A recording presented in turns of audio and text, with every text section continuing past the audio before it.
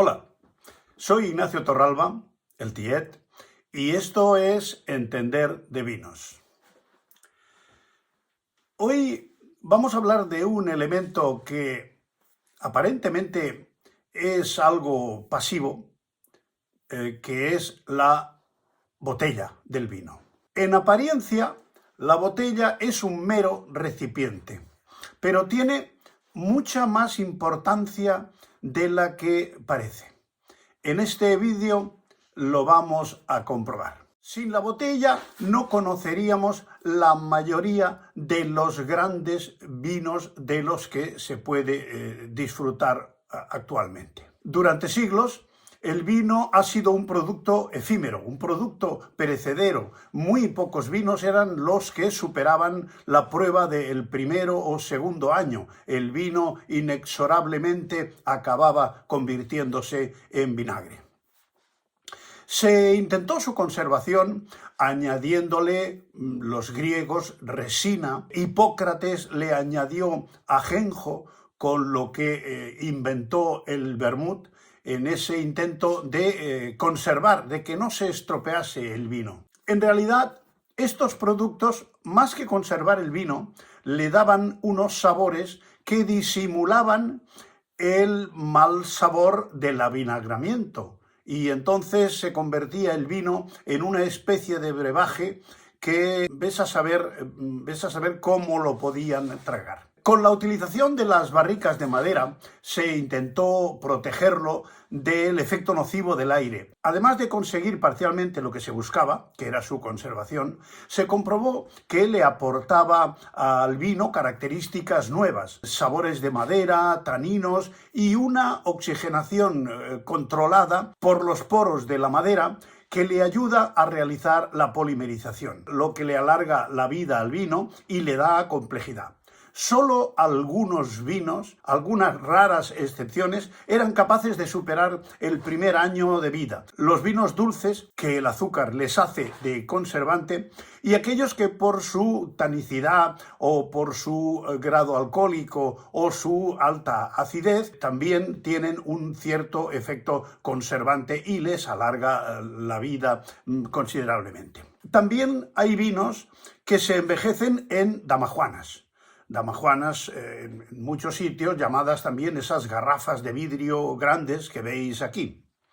En Cataluña, en Rueda, se utilizan estas damajuanas medio llenas de vino y se exponen a lo que se llama sol y serena. Están a la intemperie, tapadas, no herméticamente para que puedan respirar, pero tomando el sol durante el día y el fresco de la noche durante la misma. Lo que envejece el vino en menos tiempo y le da sabores tostados, unos sabores cocidos que luego se complementan con un paso por unos toneles, por unos bocois, que les añade un toque avainillado. Ese paso por la madera que se ha comprobado que para la mayoría de los vinos supone añadirles características positivas. Este sistema de envejecimiento en damajuanas concentra los azúcares del vino, que actúan como conservantes, y el vino no se avinagra. Cuando los técnicos de una bodega consideran que el vino está terminado, se procede a embotellarlo. Esto ocurre ya actualmente. Los graneles son una cosa residual. Prácticamente hoy se embotella la inmensa mayoría del vino. En el caso de los vinos jóvenes, los de crianza oxidativa y los espumosos, los vinos están listos para el consumo. Es decir, que la botella solo cumple funciones de envase. Hay una parte importante de vinos, llamados vinos de guarda, en los que la botella, además de envase, cumple una importante función, que es la de la crianza reductora. Todos sabemos cómo es una botella de vino, aunque hay detalles que a simple vista se nos escapan.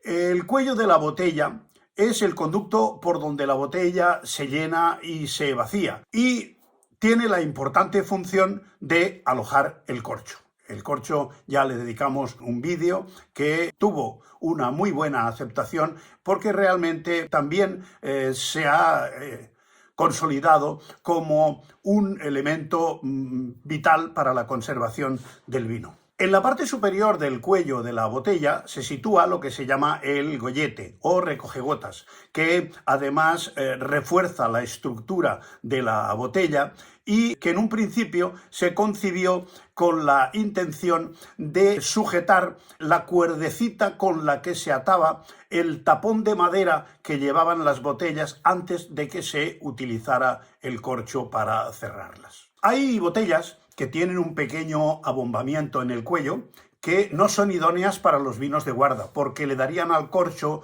una holgura que le impediría cumplir con su función. La botella perfecta para la larga conservación del vino tiene un ligero ensanchamiento de un par de milímetros a unos 2 o 3 centímetros de la boca para permitir la dilatación del corcho, la parte del corcho que está en contacto con el contenido de la botella, que lo humedece y al mismo tiempo lo dilata. Y de esa manera aumenta así su volumen, el volumen del corcho y la estanqueidad de la botella. Los hombros de la botella bordelesa y las de Oporto tienen una función de retener los posibles pozos y los sedimentos del vino a la hora de servir la botella. En esa especie de concavidad, en ese recoveco, se quedan depositados los pozos si se sirve con cuidado el contenido de la botella. El cuerpo de la botella, ya sabemos todos que es cilíndrico, tiene la función de hacer de contenedor del líquido. La base de la botella tiene un abombamiento convexo que refuerza la estructura de la botella y ayuda a mantener los pozos situados en esa especie de circunferencia, evitando que se remuevan al servir el vino. O sea que también tiene eso una función, ese abombamiento del fondo de la botella. Hay botellas de diferentes tamaños. Todos esos tamaños están relacionados con la botella básica, que es la botella de 0,75, la botella bordelesa y la botella borgoñona. Por lo tanto, existe lo que se llama la media botella, la botella de 375, que es la llamada media botella, la botella, tanto bordelesa como borgoñona. Después está el Magnum, que son 2 botellas, 1,5 litros.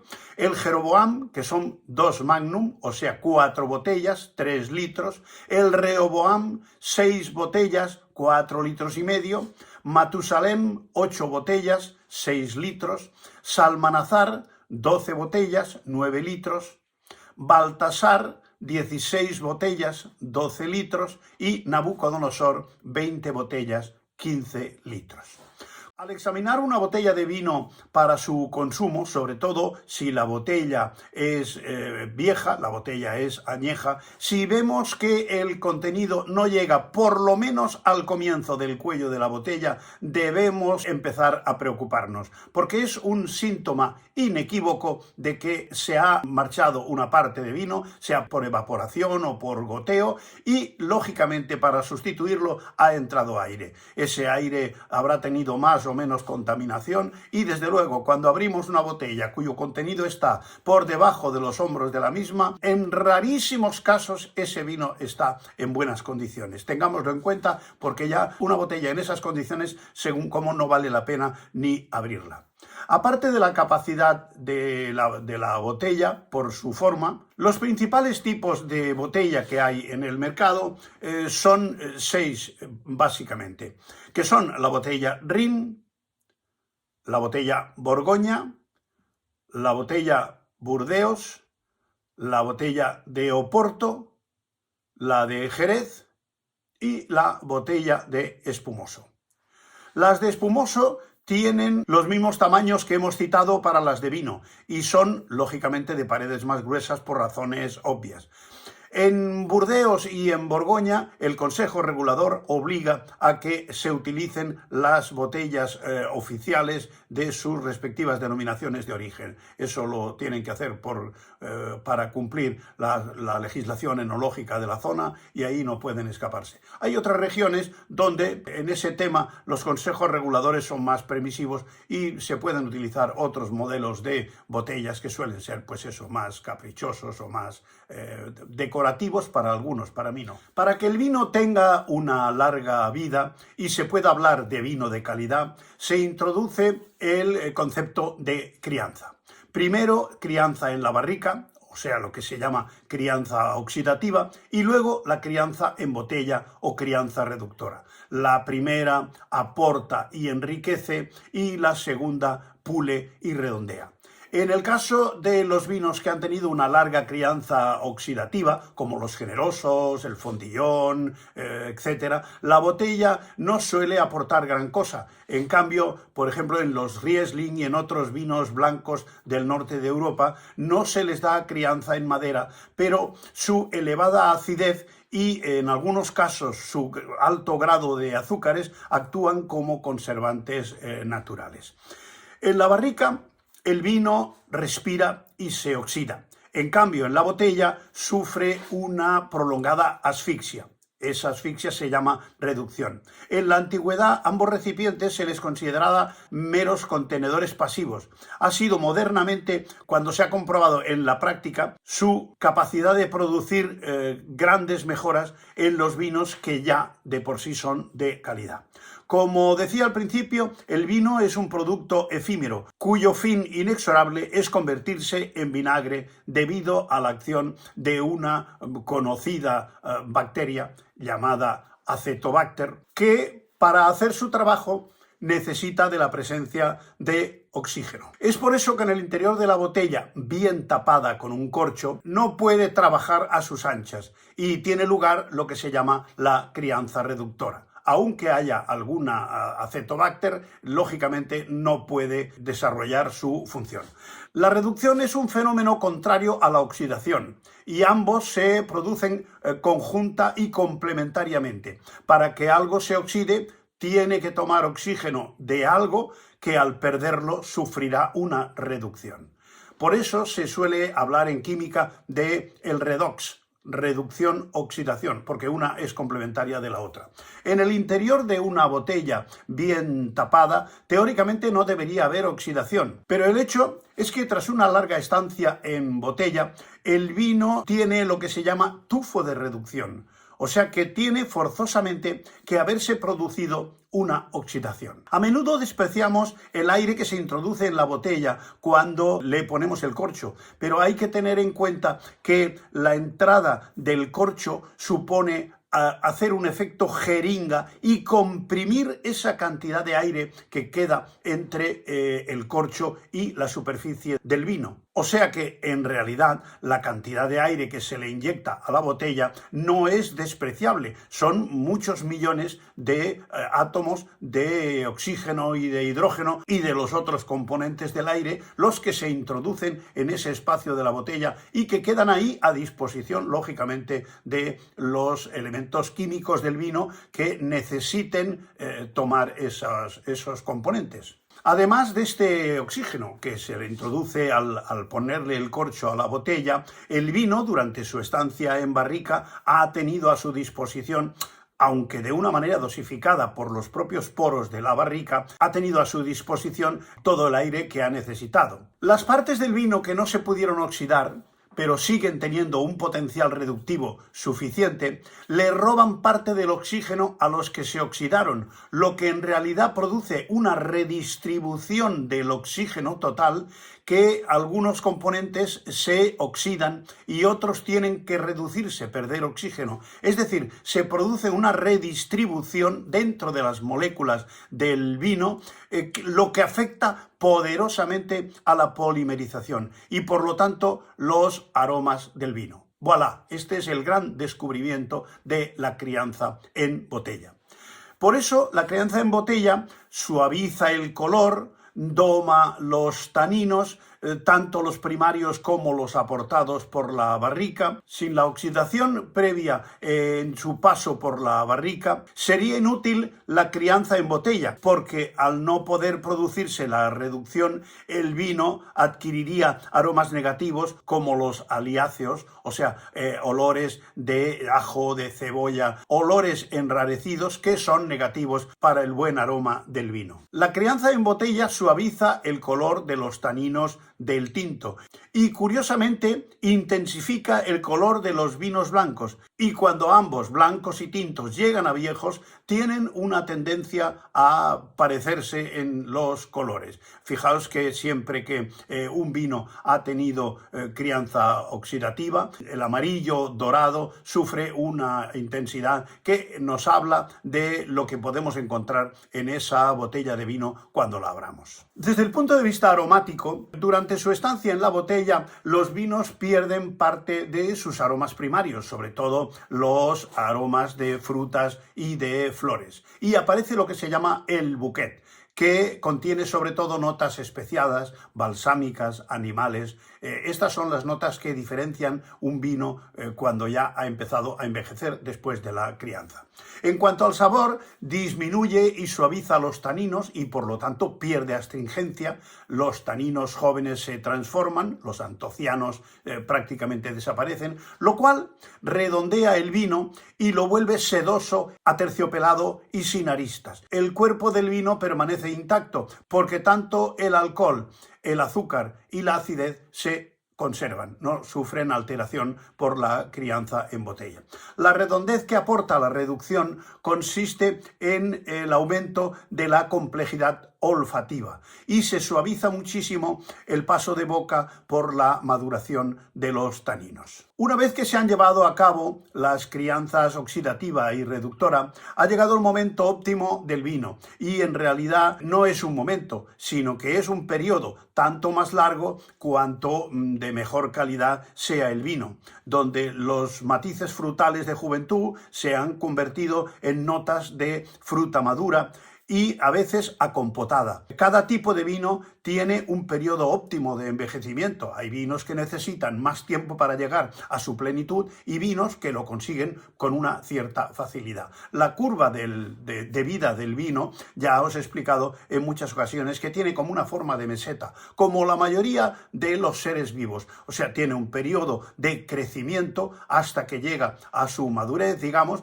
Una vez que llega ahí, se mantiene en una meseta que dura aproximadamente el doble del tiempo que ha llegado en llegar a ese momento. Y después de ese periodo de meseta suele empezar un declive y el vino empieza lógicamente a perder y a tener un exceso de maduración que puede llevarnos a tener un producto desposeído de todas sus cualidades positivas y organolépticas. No todas las familias de vinos tienen el mismo periodo de crianza y de envejecimiento. Por ejemplo, los espumosos salen al mercado en un momento óptimo de consumo, excepto en los casos de grandes espumosos con una larga crianza sobre sus lías que se pueden guardar y mejorar incluso durante largos periodos de tiempo.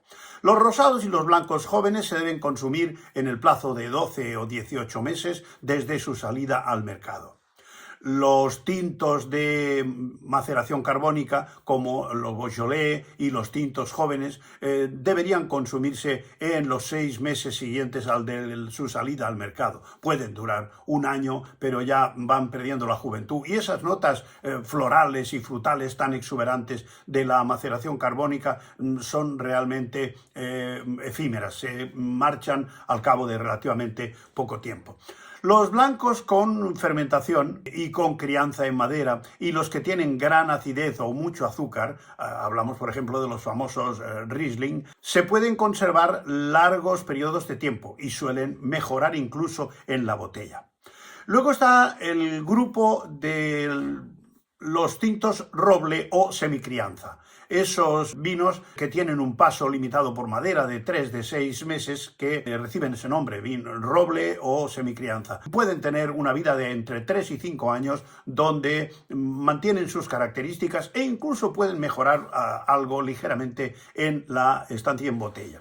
Los vinos con crianza es otra cosa, porque tienen una curva de mejora hasta los 3 o 5 años, donde llegan a su plenitud, luego de una larga meseta que puede durar desde 15 a 40 años y más en los grandes vinos. Después están los finos y las manzanillas, que salen al mercado listos para ser consumidos. Son vinos que ya han tenido todo el oxígeno en la crianza que necesitaban y toda esa crianza les ha dado un punto de plenitud que ya es difícil que evolucione. Más bien tienen tendencia a perder si pasan mucho tiempo en la botella. O sea que el periodo de consumo suele ser entre los 6 meses y un año. Luego están los grandes señores de las largas crianzas, que son los vinos que han tenido contacto con la botrytis cinerea, los famosos Sauternes y los Tokay, que se consideran jóvenes a los 40 años y que pueden vivir siglos. Ese color dorado intenso ya nos dice que estamos ante un vino que en teoría habría que beberlo de rodillas porque son productos sublimes. Hay un capítulo que, aunque ha sido tratado en vídeos anteriores, vale la pena recordarlo porque tiene una interrelación muy importante con el tema que estamos tratando hoy. Son las condiciones en las que se almacena la botella, que pueden mejorar o dar al traste con su contenido. Con el tiempo, los corchos acaban perdiendo eficacia y las botellas acaban respirando, debido a las fluctuaciones de temperatura, sobre todo, que en una buena bodega deberían ser mínimas. Y, lógicamente, ausencia de vibraciones, de olores, todo esto ya os lo expliqué en cómo tener una bodega ideal. En las largas crianza en botella se ha puesto de manifiesto que los tamaños de la botella producen un cambio en la estabilidad de los matices de los vinos, a favor de los tamaños grandes, que se ha comprobado que favorecen la evolución positiva del vino.